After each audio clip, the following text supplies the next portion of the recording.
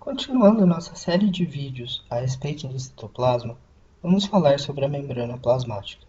Como já foi dito, com o microscópio óptico pode até se palpitar a respeito das organelas, mas a estrutura e função delas só podem ser bem elucidadas por meio de micrografias eletrônicas.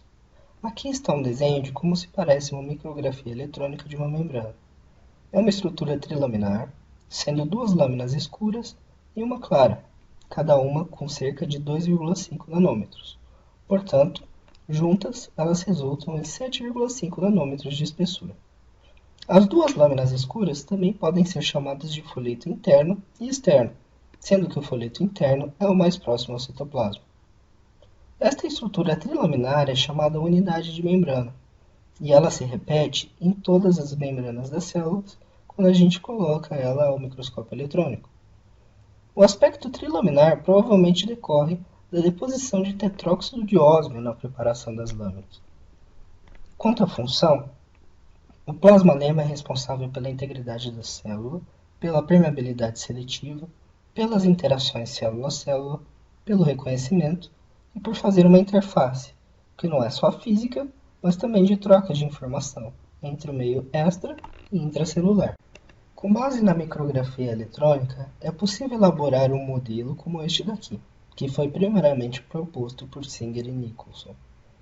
A composição da membrana é basicamente de lipídios e de proteínas numa proporção de massa de 1 para 1. É óbvio que essa proporção varia dependendo da célula, e varia bastante. Quanto aos lipídios, os fosfolipídios são os mais abundantes, mas também existem glicolipídios e colesterol. Uma propriedade comum a todos eles é que eles são anfipáticos, isso é, possuem uma cabeça polar hidrofílica e uma cadeia polar lipofílica. Esta propriedade permite que esses compostos consigam se organizar no formato de membrana de forma espontânea, sem nenhum gasto de energia. Aqui no modelo estão indicados os fosfolipídios, o colesterol e os glicolipídios. Apesar de ser um extenso tópico do curso de bioquímica, vamos dar uma olhada na estrutura molecular dessas substâncias para melhor compreendê-las. Existem vários tipos de fosfolipídios, e a presença de cada um deles varia dependendo da membrana. Por exemplo, em hemácias, existe mais fosfatidilcolina e esfingomelina na camada externa, enquanto que na camada interna predomina a fosfatidilcerina e fosfatidiletanolamina. Outro exemplo interessante é que cardiolipinas são exclusivas da membrana de bactérias e mitocôndrias. No entanto, o que mais nos interessa neste momento são as lecitinas, mais especificamente a fosfatidilcolina. No centro estrutural deste fosfolipídio, temos uma molécula de glicerol, na qual se inserem duas longas cadeias de ácido graxo de mais ou menos 17 carbonos. Uma das cadeias é saturada, enquanto a outra possui uma insaturação, geralmente cis, bem no meio da cadeia. A terceira ligação do glicerol é com um grupo fosfato que está carregado negativamente. Por sua vez, este fosfato se liga a uma molécula de colina, que está carregada positivamente. Se vocês separarem na molécula de colina, vocês verão que a ligação de fosfato se fez exatamente onde havia um grupamento hidroxila. Por falar em grupamento hidroxila, ele quase passa despercebido aqui no nosso amigo à direita, colesterol. Mas é ele que confere o caráter polar desta molécula, enquanto todo o resto é apolar e voltado. Deixa eu voltar um slide. E voltado para o centro da membrana.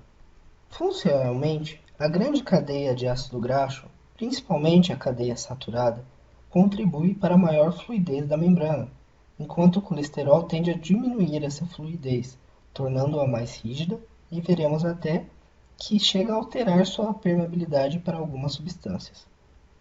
Já que falamos de fluidez, sabe-se que os fosfolipídios apresentam três tipos de movimento. Eles podem girar em torno do próprio eixo, podem se translocar e, embora mais raro, mas não impossível, podem passar de uma camada para outra.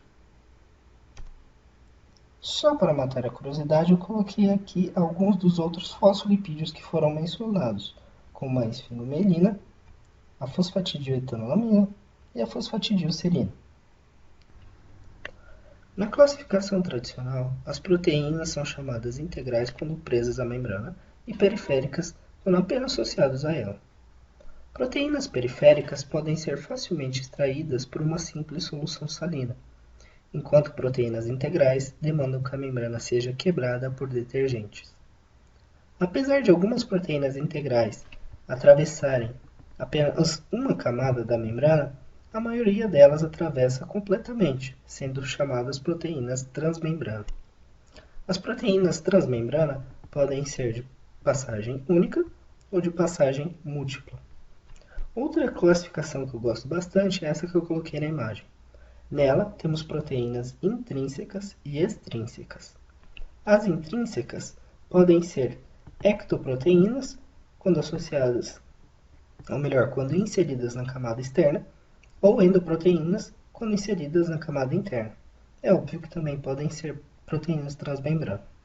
Diante de tantas possibilidades, o que vai determinar a forma como uma proteína estará associada à membrana são os seus aminoácidos constituintes, que podem ser hidrofílicos ou lipofílicos. Isto ocorre porque os aminoácidos lipofílicos tendem a se projetar para o interior da membrana, enquanto os aminoácidos hidrofílicos tendem a ficar exteriores.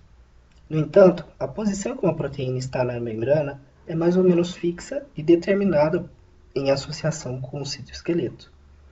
Quando impulsionadas por ele, as proteínas podem se deslocar pela membrana, sendo daqui que surgiu a ideia de um mosaico fluido. As proteínas da membrana são sintetizadas por polissomos em associação com o retículo endoplasmático rugoso. Depois, são completadas no Golgi e transportadas em vesículas. As proteínas têm duas funções principais, a de receptor e a de transportador. Como receptor, reconhecem hormônios, moléculas sinalizadores e macromoléculas estruturais da matriz extracelular. Como transportador, podem ser poros ou carreadores. Como você pode ter notado, tanto os lipídios quanto as proteínas são diferentes nas duas camadas da membrana. As proteínas periféricas, por exemplo, estão quase todas no interior da célula, se limitando basicamente a proteoglicanos quando no exterior. Também, por meio de um método chamado cria-fratura, é possível dividir a membrana em seus dois folhetos constituintes. Com isto, observou que existem muito mais proteínas ligadas ao folheto interno, visíveis na face P, do que ao folheto externo, visíveis na face E.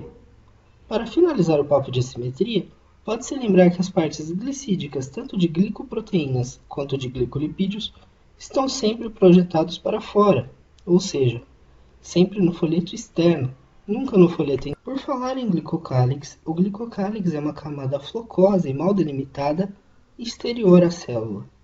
Frequentemente é confundida com estas porções glicídicas, que na verdade são apenas um de seus componentes. Seus componentes podem ser divididos em variáveis e invariáveis.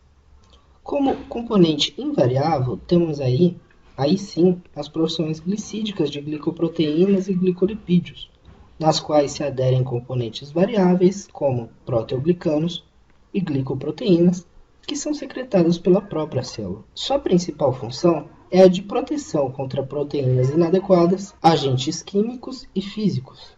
Outra grande função é a de reconhecimento intercelular, especialmente no processo de coagulação, nas respostas inflamatórias, nas células endoteliais e neutrófilos. É por meio deste reconhecimento que bactérias encontram suas células-alvo, células imunológicas encontram células doentes e o tecido transplantado é rejeitado.